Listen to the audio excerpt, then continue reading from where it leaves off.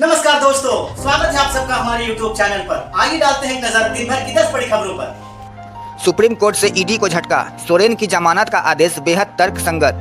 Supreme court ने सोमवार को ईडी की उस याचिका को खारिज कर दिया जिसमें झारखंड के मुख्यमंत्री हेमंत सोरेन को जमीन घोटाले से जुड़े मनी लॉन्ड्रिंग मामले में जमानत देने को चुनौती दी गई थी।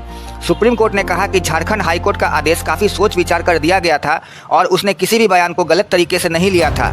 ईडी ने झारखंड हाईकोर्ट के आदेश को चुनौती देते हुए सुप्रीम कोर्ट का दरवाजा खटखटाया था और कहा था कि हाईकोर्ट का आदेश अवैध था। लाइव लॉ की रिपोर्ट के अनुसार जस्टिस BR गवई और KV विश्वनाथन की पीठ ने कहा कि हाईकोर्ट का फैसला बहुत ही तर्कसंगत था। हाईकोर्ट के फैसले में प्रथम दृष्टया यह पाया गया कि सोरेन धन शोधन के दोषी नहीं हैं। अतिरिक्त सॉलिसिटर जनरल SV राजू ने धन शोधन निवारण अधिनियम की धारा 50 के तहत ईडी द्वारा दर्ज किए गए गवाहों के बयानों पर हाईकोर्ट द्वारा अविश्वास जताए जाने पर आपत्ति जताई। जवाब में जस्टिस गवई ने कहा, हमारी राय में यह बहुत ही तर्कसंगत आदेश है। ASG के इस तर्क के जवाब में उच्च न्यायालय को धारा 50 के कथनों की पूरी तरह से अवहेलना नहीं करनी चाहिए थी। न्यायमूर्ति गवई ने कहा कि उन्हें अवहेलना करने के लिए वैध कारण दिए गए हैं। जब ASG ने आगे तर्क देने की कोशिश की तो जस्टिस गवई ने चेतावनी दी, हम आगे कुछ भी नहीं सुनना चाहते हैं। अगर हम आगे कुछ भी सुनते हैं तो आप मुश्किल में पड़ जाएंगे। वरिष्ठतम न्यायाधीश ने बहुत ही तर्कसंगत निर्णय दिया है। यूपी में 4 और कांवड़ियों की मौत, सहारनपुर में करंट लगने से 2 ने दम तोड़ा, बिजनौर में हादसे में 2 की गई जान। उत्तर प्रदेश में 2 जगहों पर हुए हादसों में 4 और कांवड़ियों की मौत हो गई है। सहारनपुर में करंट लगने से 2 कांवड़ियों की मौत हो गई, जबकि बिजनौर में निराश्रित पशु से टकराकर बाइक सवार पीलीभीत के 2 कांवड़ियों की जान चली गई। जानकारी के अनुसार हरिद्वार से गंगा जल लेकर लौट रहे कैथल के गांव सिवन निवासी 2 युवा कांवड़ियों की करंट लगने से मृत्यु हो गई। बताया जाता है कि घटना रात्रि 2 बजे की है। मृतक ट्रैक्टर ट्रॉली से वापस आ रहे थे। अनजाने में रुड़की पंचकुला नेशनल हाईवे पर सहारनपुर के सरसावा के नज़दीक कच्चे रास्ते पर उतर गए। ट्रॉली में लगा लोहे का पाइप नलकूप के बिजली के तारों से टकरा गया, जिससे ट्रॉली में करंट आ गया। ट्रॉली में बैठे लोगों को करंट का झटका लगा। जो 2 युवक ट्रॉली के बाहर जमीन पर खड़े थे वे करंट की अर्थिंग मिलने पर झुलस गए। जानकारी मिलने पर पुलिस और एम्बुलेंस मौके पर पहुंची।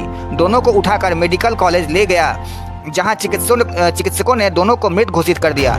मृतकों के नाम कुलदीप पुत्र सानूराम, लखन पुत्र सुरेश बताए जा रहे हैं। उधर राष्ट्रीय राजमार्ग 734 पर स्थित बिजनौर रेहर थाने के गांव राजनगर के पास निराश्रित पशु से टकराकर हरिद्वार से गंगाजल लाने जा रहे बाइक सवार 2 शिव भक्त की मौत हो गई, जबकि एक अन्य गंभीर रूप से घायल हो गया। मौके पर पहुंची पुलिस ने घायलों को CHC में भर्ती कराया। मृतकों के शव को पोस्टमार्टम के लिए भेजा गया है। अपर पुलिस अधीक्षक और CO ने CHC पहुंचकर घायलों को हाल जाना।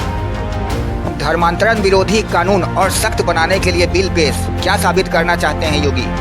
यूपी सरकार ने सोमवार को विधानसभा में उत्तर प्रदेश गैर कानूनी धर्म परिवर्तन निषेध विधेयक 2024 पेश किया। यह बिल 2021 में इसी सरकार द्वारा पारित उत्तर प्रदेश गैर कानूनी धर्म परिवर्तन निषेध अधिनियम की जगह लेगा। नए विधेयक में धर्मांतरण का आरोप साबित होने पर अधिकतम सजा को 10 वर्ष से बढ़ाकर उम्र कैद में बदल दिया गया है। किसी भी व्यक्ति को शिकायत दर्ज करने की अनुमति देने के लिए इसके दायरे का विस्तार किया गया है। इसमें मिलने वाली जमानत को और अधिक कठिन बना दिया गया है। यूपी सरकार का कहना है कि उत्तर प्रदेश गैर कानूनी धर्म परिवर्तन निषेध अधिनियम 2021 के तहत मौजूदा प्रावधान पर्याप्त नहीं है। यानी 2021 में जिन शक्तियों के बारे में योगी सरकार नहीं सोच पाई थी उसे अब सोचकर लागू किया जा रहा है। भाजपा धर्मांतरण को चुनाव में मुद्दा बनाती है और इसके जरिए वो मुस्लिमों और ईसाई मिशनरियों को टारगेट करती है। योगी 80 और 20 की बात करते रहे हैं, यानी 80% हिंदू आबादी और 20% मुस्लिम आबादी है, फिर भी धर्मांतरण मुद्दा है।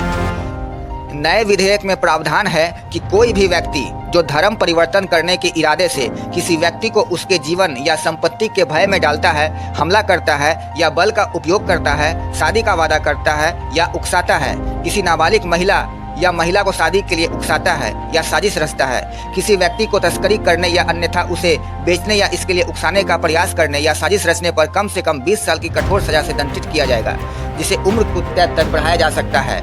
यानी धर्म परिवर्तन कराने पर हत्या में अपराध होने वाले जैसी सजा का इंतजाम योगी आदित्यनाथ सरकार ने किया है। धर्म परिवर्तन को हत्या के अपराध के बराबर कर दिया गया है। UPSC कोचिंग सेंटरों का मुद्दा संसद में गूंजा, अखिलेश ने कहा बुलडोजर चलाकर दिखाओ। दिल्ली के UPSC कोचिंग सेंटर में 2 दिन पहले पानी भरने से 3 स्टूडेंट्स का मुद्दा सोमवार को कांग्रेस ने प्रमुखता से लोकसभा और राज्यसभा में उठाया। राज्यसभा में सभापति और उपराष्ट्रपति ने अखबारों में उनके लगातार विज्ञापनों पर प्रकाश डालते हुए कोचिंग सेंटरों के व्यवसायीकरण की आलोचना की। उन्होंने हाल ही में घटना की दिल्ली को लेकर चर्चा के लिए पार्टी नेताओं से मिलने की योजना बनाई है। सपा प्रमुख और सांसद अखिलेश यादव ने लोकसभा में कहा, यह एक दर्दनाक घटना है। योजना बनाना और एनओसी प्रदान करना अधिकारियों की जिम्मेदारी है। सवाल यह है इसके लिए कौन जिम्मेदार है और उनके खिलाफ क्या कार्रवाई की जा रही है। यह अवैध इमारत का सिर्फ एक मामला नहीं है, हम इसे यूपी में देख रहे हैं। अवैध इमारतों पर बुलडोजर चलाया जा रहा है। क्या यह सरकार यहाँ बुलडोजर चलाएगी या नहीं। शनिवार की रात भारी बारिश के कारण राउ के IAS सेंटर की बेसमेंट लाइब्रेरी में पानी भर गया था। इसमें सिविल सेवा के 3 उम्मीदवारों, 2 लड़कियों और 1 पुरुष की मौत हो गई। इस घटना के बाद दिल्ली की एक अदालत ने कोचिंग सेंटर के मालिक और समन्वयक को 14 दिन की न्यायिक हिरासत में भेज दिया। हाईकोर्ट ने कहा, एलोपैथी को दोषी ठहराने, कोरोनिल को बढ़ावा देने वाले दावे को हटाए रामदेव। दिल्ली हाईकोर्ट ने पतंजलि को फिर से झटका लगा है। इसने सोमवार को योग गुरु बाबा रामदेव और आचार्य बालकृष्ण को अपने उन बयानों को हटाने को कहा जिसमें दावा किया गया था कि एलोपैथी कोविड-19 में लाखों लोगों की मौत के लिए जिम्मेदार है और पतंजलि की कोरोनिल वायरस का इलाज है। इसके लिए अदालत ने उन्हें 3 दिन का समय दिया है। हाईकोर्ट 2021 में विभिन्न डॉक्टर संघों द्वारा दायर एक मुकदमे में अंतरिम निषेधाज्ञा आवेदन पर सुनवाई कर रहा था। लाइव लॉ की रिपोर्ट के अनुसार जस्टिस अनूप जयराम भंभानी की पीठ ने रामदेव और बालकृष्ण को 3 दिनों के भीतर सोशल मीडिया प्लेटफॉर्म, इंटरनेट और सभी वेबसाइटों से आपत्तिजनक सामग्री को हटाने को कहा है। इसने कहा कि अगर वे 3 दिनों के भीतर बयानों को नहीं हटाते हैं तो सोशल मीडिया इंटरमीडियरी इसे हटा दे। डॉक्टर संघों ने आरोप लगाया कि बाबा रामदेव गलत सूचना फैलाकर बड़े पैमाने पर जनता को गलत तरीके से पेश कर रहे हैं, जिससे लोग यह कहकर अस्पताल में भर्ती नहीं हो रहे हैं कि एलोपैथी कोविड-19 मौतों के लिए जिम्मेदार है। 55 पन्नों के अपने फैसले में कोर्ट ने कहा कि बाबा रामदेव और आचार्य बालकृष्ण द्वारा कोरोनिल को कोविड-19 के इलाज के तौर पर प्रचारित करना बेहद घटिया है। कोर्ट की कार्रवाइयों के रिपोर्ट करने वाली इस वेबसाइट की रिपोर्ट के अनुसार अदालत ने आगे कहा कि कोरोनिल को इलाज के तौर पर ब्रांड करना गलत ब्रांडिंग के बराबर हो सकता है और कानूनी तौर पर इसकी अनुमति नहीं है। जज ने कहा कि हालांकि यह कोर्ट इस पहलू की जांच करने का काम सक्षम अधिकारियों पर छोड़ता है। राहुल ने कहा, मोदी नेतृत्व ने देश को चक्रव्यूह में फंसाया, जनता उसे तोड़ देगी। राहुल गांधी ने लोकसभा में पीएम मोदी और उनके लोगों और बीजेपी पर बड़ा हमला किया। उन्होंने संकेतों में उनको कौरवों की टीम बता दी और भारत के लोगों को अभिमन्यु। राहुल गांधी ने कहा कि आज फिर से चक्रव्यूह रचा जा रहा है, लेकिन देश की जनता अभिमन्यु नहीं है बल्कि वह अर्जुन है। उन्होंने यह कहा कि यह लड़ाई चक्रव्यूह जिसे 6 लोग नियंत्रित करते हैं और शिवजी की बारात के बीच है, जो वास्तव में समावेशी हैं। हम अर्जुनों की तरह धरती से आते हैं और हम इस चक्रव्यूह को भेदेंगे। लोकसभा में विपक्ष के नेता राहुल गांधी ने कहा, हजारों साल पहले अभिमन्यु को चक्रव्यूह में 6 लोगों ने मारा था। चक्रव्यूह का दूसरा नाम है पद्मव्यूह, जो कमल के फूलों के सेक में होता है। इसके अंदर डर और हिंसा होती है। 21वीं सदी में एक और चक्रव्यूह तैयार किया गया है। जो अभिमन्यु के साथ हुआ वही हिंदुस्तान के साथ किया जा रहा है। उन्होंने आगे कहा, अभिमन्यु को चक्रव्यूह में 6 लोगों ने मारा था। आज भी चक्रव्यूह के बीच में 6 लोग हैं। ये 6 लोग नरेंद्र मोदी, अमित शाह, मोहन भागवत, अजित डोभाल, अडानी और अंबानी हैं।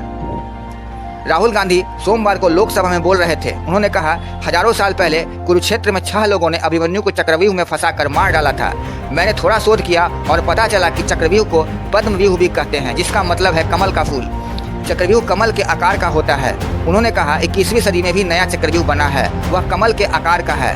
प्रधानमंत्री इसका प्रतीक अपनी छाती पर पहनते हैं। अभिमन्यु के साथ जो किया गया वही अब भारत के साथ किया जा रहा है, देश के युवाओं, किसानों, महिलाओं, छोटे और मध्यम व्यवसायियों के साथ। उन्होंने कहा, अभिमन्यु की हत्या 6 लोगों ने की थी। आज भी चक्रव्यूह के केंद्र में 6 लोग हैं। गृह मंत्रालय ने यूपीएससी कोचिंग सेंटर में मौतों की जांच के लिए बनाया पैनल। गृह मंत्रालय ने नई दिल्ली के राजेंद्र नगर में एक कोचिंग सेंटर में से हुई दुखद घटना की जांच के लिए एक समिति गठित की है। कोचिंग सेंटर में पानी भरने के कारण 3 यूपीएससी उम्मीदवारों की मौत हो गई थी। समिति कारणों की पहचान करेगी, जिम्मेदारी तय करेगी, उपाय सुझाएगी और नीतिगत बदलावों का प्रस्ताव देगी। इसको 30 दिनों के भीतर अपनी रिपोर्ट को सौंपना होगा। दिल्ली पुलिस ने इस मामले में बेसमेंट के मालिक समेत 5 लोगों को गिरफ्तार किया है।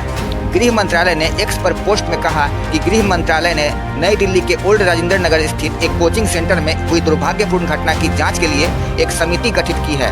समिति में आवास एवं शहरी मामलों के मंत्रालय के अतिरिक्त सचिव, दिल्ली सरकार के प्रधान सचिव, दिल्ली पुलिस के विशेष आयुक्त, अग्निशमन सलाहकार और संयुक्त सचिव शामिल होंगे। समिति को 30 दिनों के भीतर अपनी रिपोर्ट सौंपने को कहा गया है। इसके पहले दिन में दिल्ली भाजपा के नेताओं और कार्यकर्ताओं ने आप कार्यालय के पास विरोध प्रदर्शन किया। उन्होंने इन मौतों को लेकर अरविंद केजरीवाल सरकार के इस्तीफे की मांग की। विरोध प्रदर्शन के दौरान दिल्ली भाजपा प्रमुख सचदेवा ने आरोप लगाया, यह दुर्घटना नहीं बल्कि हत्या है। इस बीच एलजीवी के सक्सेना ने भी सोमवार को ओल्ड राजेंद्र नगर के कोचिंग हब का दौरा किया और प्रदर्शनकारी छात्रों से बात करने की कोशिश की, लेकिन भीड़ को शांत करने में विफल रहने के बाद उन्हें छात्रों के हाय हाय के नारे लगाने के दौरान क्षेत्र छोड़ना पड़ा। कोचिंग सेंटर में यह घटना पास के नाले के फटने के बाद हुई थी। इसमें यूपी की श्रेया यादव, केरल के निविन दलविन और तेलंगाना की तान्या सोनी की जान चली गई। अखिलेश की सोशल इंजीनियरिंग से मायावती परेशान।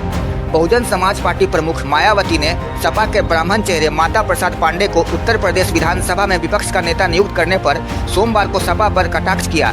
मायावती ने आरोप लगाया कि अखिलेश यादव के नेतृत्व वाली पार्टी ने लोकसभा चुनाव में पीडीए समुदाय के वोट लेने के बाद उन्हें नजरअंदाज कर दिया।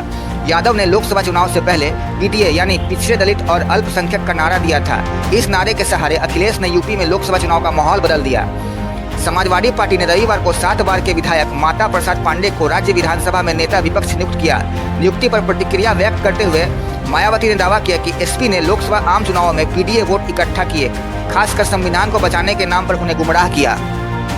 मायावती ने एक्स पर लिखा, लेकिन जिस तरह से नेता विपक्ष की नियुक्ति में इन समुदायों को नजरअंदाज किया गया है वह चिंता का विषय है। उन्होंने कहा, एक विशेष जाति को छोड़कर सपा में किसी भी पीडीए समुदाय के लिए कोई जगह नहीं है और निश्चित रूप से ब्राह्मण समुदाय के लिए नहीं, क्योंकि सपा और भाजपा सरकारों के तहत समुदाय को जो उत्पीड़न और उपेक्षा का सामना करना पड़ा वह एक खुला रहस्य है। वास्तव में उनका विकास और उत्थान केवल बसपा सरकार के दौरान ही हुआ था, इसलिए इन लोगों को अवश्य ही सावधान रहना चाहिए। मायावती ने जिस तरह से अखिलेश के इस कदम पर हमला बोला है उसको आसानी से समझा जा सकता है। उत्तर प्रदेश में हाल के चुनावी नतीजों ने अखिलेश की सोशल इंजीनियरिंग का बेहतर और उल्लेखनीय नतीजा दिया है, जिसने राज्य में भाजपा के नतीजे और जीत के अंतर पर महत्वपूर्ण प्रभाव डाला है। हालांकि भाजपा ने अपने गठबंधन सहयोगियों के साथ सरकार तो बना ली है, लेकिन उत्तर प्रदेश की स्थिति ने पार्टी के भीतर और बाहर कई सवाल खड़े कर दिए हैं। बिहार में फिर एक पत्रकार की हत्या। मुजफ्फरपुर में मीडिया कर्मी की हत्या से पुलिस पर उठा सवाल। मुजफ्फरपुर में एक और पत्रकार की हत्या कर दी गई। तुर्की थाना क्षेत्र खरियार गांव में पत्रकार गौरव कुशवाहा की लाश आम के पेड़ से लटकी मिली है। घटना के बाद इलाके में हड़कंप मच गया, आसपास के लोगों की भीड़ लग गई। इधर सूचना मिलते ही पुलिस और एफएसएल मौके पर पहुंची और जांच में जुट गई। घटना के बाद से लोगों में आक्रोश है। लोगों का कहना है कि कुछ दिन पहले ही एक पत्रकार की हत्या कर दी गई थी, अब एक और पत्रकार की हत्या कर दी गई। लोग पुलिस की कार्यशैली पर सवाल उठा रहे हैं। घटना से परिजनों का रो रो कर बुरा हाल है। परिजनों का कहना है कि गौरव की किसी से कोई दुश्मनी नहीं थी, फिर भी किसने और क्यों उसकी हत्या की यह समझ में नहीं आ रहा है। परिजनों का कहना है कि घर से महज 300 मीटर की दूरी पर एक आम के बगीचे में पेड़ की टहनी से गौरव की लाश लटक रही थी। एफएसएल की टीम ने घटनास्थल से कई सैंपल कलेक्ट कर अपने साथ ले गई। तुर्की थाना प्रभारी प्रमोद कुमार ने बताया कि शव पेड़ पर लटका हुआ मिला है। पुलिस हत्या के एंगल पर जांच कर रही है। गौरव के करीबियों और दोस्तों से जानकारी ली जा रही है। उसे कॉल डिटेल्स को भी खंगाला जा रहा है। सबको पोस्टमार्टम के लिए भेज दिया गया है। बता दें कि इससे पहले 25 जून की रात अपराधियों ने एक पत्रकार शिवंकर झा की चाकुओं से गोद कर हत्या कर दी थी। हावड़ा से मुंबई जा रही ट्रेन के 18 डिब्बे पटरी से उतरे, 2 की मौत, 20 घायल।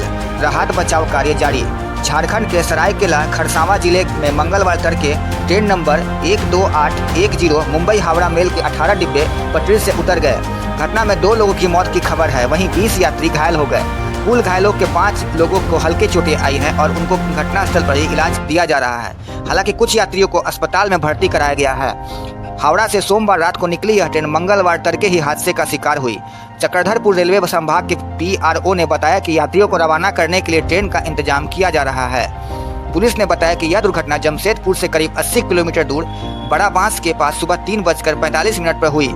यह जगह पश्चिमी सिंहभूम के काफी करीब है। बड़ा बांस के पास मुंबई हावड़ा मेल के 22 में से 18 डिब्बे पटरी से उतर गए। इसमें B4 डिब्बे में एक यात्री की मौत हुई है, वहीं इसी कोच के एक अन्य शख्स के फंसे होने की बात सामने आ रही है। बताया गया है कि कुल 16 यात्री डिब्बे में थे। एक पेंट्री कार था जबकि एक पावर कार थी। घायलों को बड़ा बांस में चिकित्सा सहायता उपलब्ध कराई गई। उन्हें अब बेहतर इलाज के लिए चक्रधरपुर ले जाया जा रहा है। उन्होंने बताया कि बचाव अभियान जारी है। एक प्रशासनिक अधिकारी ने बताया कि यह रेल दुर्घटना सरायकेला खरसावां जिले के खरसावां प्रखंड के पोटोबेटा में हुई। दक्षिणी पूर्वी रेलवे के प्रवक्ता ने बताया कि इस घटनास्थल के करीब ही एक मालगाड़ी भी पटरी से उतर गई। हालांकि यह स्पष्ट नहीं है कि यह घटना एक ही समय पर हुई या अलग अलग वक्त पर। अब तक के लिए बस इतना ही। ऐसे ही और वीडियो के लिए बने रहिए हमारे साथ। अगर आपको हमारा ये वीडियो पसंद आया प्लीज लाइक एंड सब्सक्राइब जरूर करें। और हाँ, कमेंट्स में अपनी राय देना ना भूलें। आपकी राय हमारे लिए बहुत ही महत्वपूर्ण है। सच्ची पत्रकारिता को सपोर्ट कीजिए। धन्यवाद।